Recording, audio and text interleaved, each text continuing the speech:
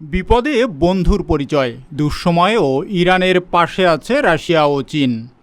Iran বর্তমানে এক কঠিন সময় অতিক্রম করছে। যুক্তরাষ্ট্রের একের পর এক আল্টিমেটাম, নিষেধাজ্ঞা ও সামরিক হুমকির ফলে তেহরান চাপে রয়েছে।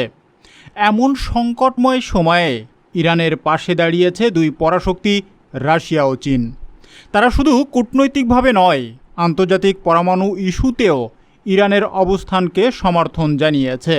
রাশিয়া জানিয়েছে তারা নিয়মিত ইরানের সঙ্গে যোগাযোগ রেখে চলেছে এবং উত্তেজনা নিরসনে আলোচনা ও কূটনৈতিক উদ্যোগে সক্রিয়ভাবে কাজ করছে।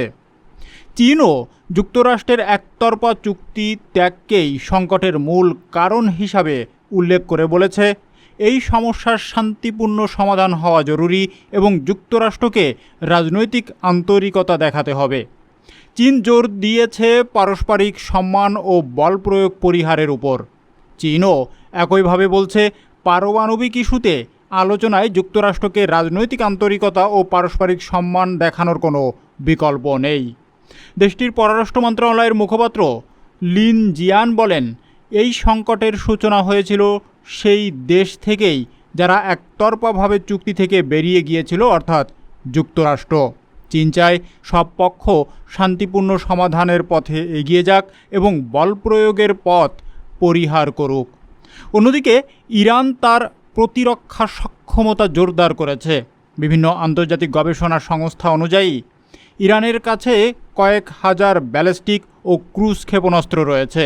যদিও ইরানের পরমাণু কর্মসূচি নিয়েই যুক্তরাষ্ট্রের সবচেয়ে বড় উদ্বেগ।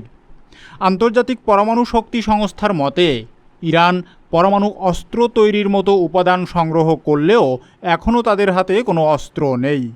তেহরান দাবি করে তাদের কার্যক্রম সম্পূর্ণ শান্তিপূর্ণ এবং দেশের উন্নয়নের জন্য। এই উত্তেজনার মধ্যেও আলোচনা শুরু হয়েছে।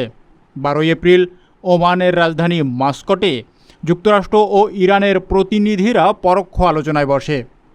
আলোচনার পরিবেশ ছিল গঠনমূলক এবং উভয় পক্ষই ইতিবাচক মনোভাব লক্ষ্য করা গেছে। তবে ইরান এখনও ট্রাম্প প্রশাসনের প্রতি অনাস্থা প্রকাশ করছে। ট্রাম্প আলোচনার প্রসঙ্গ তুললেও আবারও হুঁশিয়ারি দিয়েছে, চুক্তি না হলে সামরিক পদক্ষেপ নেওয়া হবে।